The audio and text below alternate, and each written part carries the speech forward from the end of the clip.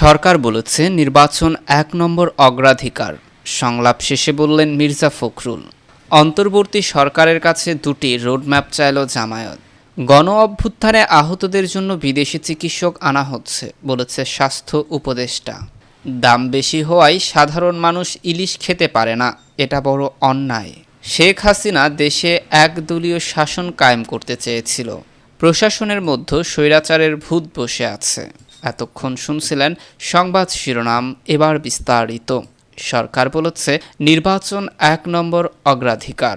অন্তর্বর্তী সরকারের প্রধান উপদেষ্টা ডক্টর মোহাম্মদ ইউনূসের সঙ্গে সংলাপে আবারও নির্বাচনের রোডম্যাপ চেয়েছে বিএনপি।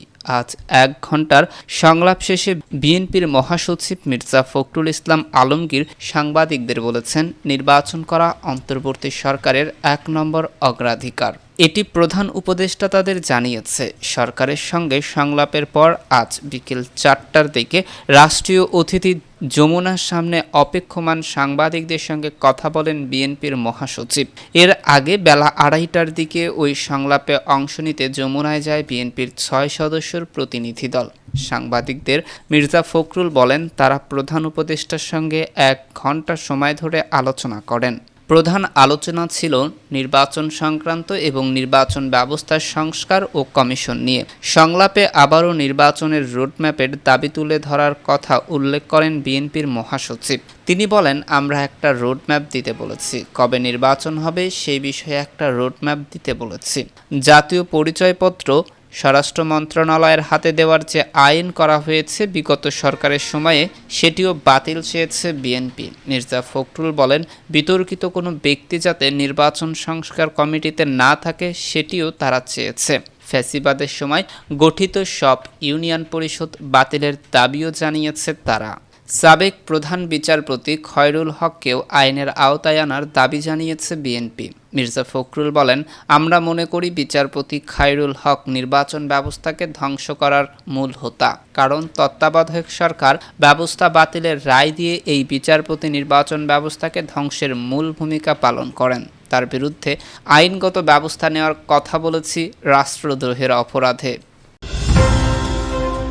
এদিকে অন্তর্বর্তী সরকারের কাছে দুটি রোডম্যাপ চাইল জামায়াত। অন্তর্বর্তী সরকারের প্রধান উপদেষ্টা ডক্টর মোহাম্মদ ইউনূসের সঙ্গে সংলাপে দুটি রোডম্যাপ চেয়েছে জামায়াতে ইসলামী। রাষ্ট্রীয় অতিথি ভবন যমুনায় অন্তর্বর্তী সরকারের প্রধান উপদেষ্টা ডক্টর মোহাম্মদ ইউনূসের সঙ্গে সংলাপ শেষে সাংবাদিকদের একথা জানান তারা। এক প্রশ্নের জবাবে জামায়াতের আমির বলেন, আগামী ৯ অক্টোবর সংবাদ সম্মেলনে জামায়াত দলীয় সংস্কারের প্রস্তাব তুলে ধরবে। শুরু থেকেই আমরা বলছি, সরকারকে সংস্কারের জন্য যৌক্তিক সময় দিতে হবে।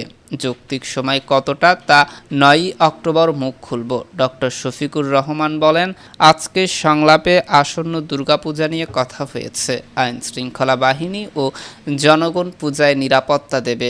আশা করি অভূতপূর্ব সুন্দর পূজা হবে। সংস্কারে গঠিত কমিশনগুলো কয়েক সদস্যের আপত্তির প্রসঙ্গে তিনি বলেন, আমরা দলগতভাবে অবগত নই। এদিকে গণ অভ্যুত্থানে আহতদের জন্য বিদেশি চিকিৎসক আনা হচ্ছে বলেছে স্বাস্থ্য উপদেষ্টা। ছাত্র জনতার আন্দোলনে আহতদের উন্নত চিকিৎসার জন্য বিদেশ থেকে চিকিৎসক আনা হচ্ছে বলে জানিয়েছে স্বাস্থ্য উপদেষ্টা নূরজাহান বেগম। শনিবার জাতীয় বার্ন ও প্লাস্টিক সার্জারি ইনস্টিটিউটে জুলাই আগস্ট আন্দোলনে আহতদের খোঁজ নেওয়ার পর সাংবাদিকদের তিনি একথা বলেন। উপদেষ্টা বলেন, জুলাই আন্দোলনে আহতদের সর্বোচ্চ চিকিৎসার জন্য বিভিন্ন দেশ থেকে চিকিৎসক আনা হচ্ছে। হাসপাতালগুলোতে কিছু অনিয়ম রয়েছে উল্লেখ করে তিনি বলেন, এখানে বিভিন্ন ধরনের দুর্নীতি রয়েছে, এই জন্য আমাদের সচেতন হতে হবে। ভোগান্তির অভিযোগ পেলে ব্যবস্থা নেওয়া হবে। একই সময় ডেঙ্গুর প্রকোপ নিয়ে স্বাস্থ্য অধিদপ্তরের মহাপরিচালক অধ্যাপক ডক্টর নাজমুল হোসেন বলেন, ডেঙ্গুতে মৃত্যু গতবারের চেয়ে এবার কম। হাসপাতালগুলোতে চিকিৎসক নার্স বাড়াচ্ছি, সেই সঙ্গে স্যালাইন সহ যাবতীয় ওষুধ সরবরাহ বাড়ানো হচ্ছে।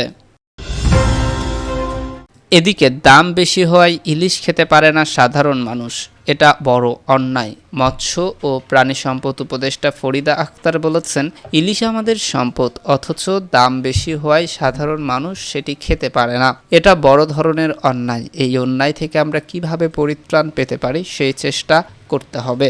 শনিবার দুপুরে শরীয়তপুরের নারিয়ার সুরেশ্বর লঞ্চ ঘাটে মা ইলিশ সংরক্ষণ অভিযান উপলক্ষে জেলেসহ বিভিন্ন পর্যায়ের সচেতনতা সভায় তিনি কথা বলেন। মা ইলিশ সংরক্ষণ অভিযানের সময় ভোক্তাদের ইলিশ খাওয়া বন্ধ রাখতে হবে উল্লেখ করে ফরিদা আক্তার বলেন, তাহলে উৎপাদন বাড়বে। ইলিশের প্রজনন মৌসুমে সবার এই সচেতনতা না থাকলে ইলিশের উৎপাদন বাড়ানো যাবে না। তিনি বলেন, আমরা যদি ইলিশের প্রজনন মৌসুমটা মেনে চলি এবং ইলিশ সম্পদ রক্ষা করতে পারি তাহলে নদীতে ইলিশের বৃদ্ধি হবে, বাজারে এর দাম কমানোর সুযোগ সৃষ্টি হবে। আপনারা আমাদের এই সুযোগটা করে দেবেন। জেলেদের সহায়তার জন্য স্বল্প সুদে ঋণের সুযোগ সৃষ্টি করা হবে বলেও জানিয়েছে উপদেষ্টা। এদিকে শেখ হাসিনা দেশে একদলীয় শাসন কায়েম করতে চেয়েছিল বলেছে জিএম কাদের। জাতীয় পার্টির চেয়ারম্যান জিএম কাদের বলেছেন, শেখ হাসিনা দেশে একদলীয় শাসন ব্যবস্থা কায়েম করতে চেয়েছিলেন, যে কারণে আওয়ামী লীগ দিয়েই বি টিম সৃষ্টি করেছিল। আমি সেই অভিযোগ সংসদে এবং সংসদের বাইরে করেছি। নির্বাচনের আগে, নির্বাচনের দিন এবং নির্বাচনের পর সংসদে বলেছি, একদলীয় শাসন কায়েম করতে আওয়ামী লীগ সরকার সব দলকে ধ্বংস করতে চেয়েছিল। শনিবার দুপুরে জাতীয় পার্টির চেয়ারম্যানের বনানীর কার্যালয় মিলনায়তনে পার্টি চেয়ারম্যানের উপদেষ্টা মণ্ডলী ও পার্টির ভাইস চেয়ারম্যানদের যৌথ সভায় সভাপতির বক্তৃতায় তিনি এসব কথা বলেন। তিনি বলেন, বিএনপিকে হামলা মামলা দিয়ে ধ্বংস করতে চেয়েছে, তাদের নেতাকর্মীদের বিরুদ্ধে শত শত মামলা দিয়েছিল, আবার জামায়াতে ইসলামীকে মাঠে দাঁড়াতে দেয়নি, হামলা ও মামলা দিয়ে জামায়াতকেও শেষ করতে চেয়েছিল, আর জাতীয় পার্টিকে ধ্বংস করতে চেয়েছিল দুই ভাগ করে। 2014 সালের পর থেকে জাতীয় পার্টির মধ্যে কৃত্রিম বিভাজন সৃষ্টি করে রেখেছিল আওয়ামী লীগ। জিএম কাদের বলেন, জাতীয় পার্টির সুবিধাবাদী, সুযোগ সন্ধানী ও বহিষ্কৃত নেতাদের সাহায্যে সম্পূর্ণ বেআইনিভাবে আরও একটি জাতীয় পার্টি সৃষ্টি করা হয়েছিল। এই পার্টির উদ্দেশ্য ছিল জাতীয় পার্টির ব্যানারে এবং লোগো ব্যবহার করে আওয়ামী লীগ সরকারের সমর্থনে মূল জাতীয় পার্টির বিরুদ্ধে অবস্থান নেওয়া। সরকারি পৃষ্ঠপোষকতায় আওয়ামী লীগ সমর্থক দালাল চক্রটির সব কর্মকাণ্ডে আইন শৃঙ্খলা রক্ষাকারী বাহিনী সহ বিভিন্ন সংস্থা ও সরকার সমর্থক সব গণমাধ্যম সহায়তা করত। তাদের কাজ ছিল মূল জাতীয় পার্টির বিরুদ্ধে অপপ্রচার করা। তিনি বলেন, ছাত্র জনতা রাজপথে বুকের তাজা রক্ত ঢেলে দিয়ে দেশকে স্বৈরাচার মুক্ত করেছে। ছাত্ররা জীবন দিয়ে ছাত্র জনতার অভ্যুত্থান সফল করেছে। এই আন্দোলনে জাতীয় পার্টি সহ প্রায় সব দলই সক্রিয়ভাবে অংশগ্রহণ করেছে। এই তরুণ ভোটারদের সংখ্যা প্রায় 4 কোটি। আগামী দিনের রাজনীতিতে তরুণরা অসামান্য অবদান রাখবে। 2024 সালে আমাদের তরুণরা ভালোভাবেই বুঝিয়ে দিয়েছে তারা রাজনীতি ভালোই বোঝে। তরুণদের চিন্তা ও প্রত্যাশা মাথায় রেখে আগামী দিনে রাজনীতি করতে হবে। এতক্ষণ আমাদের সাথে থাকার জন্য ধন্যবাদ।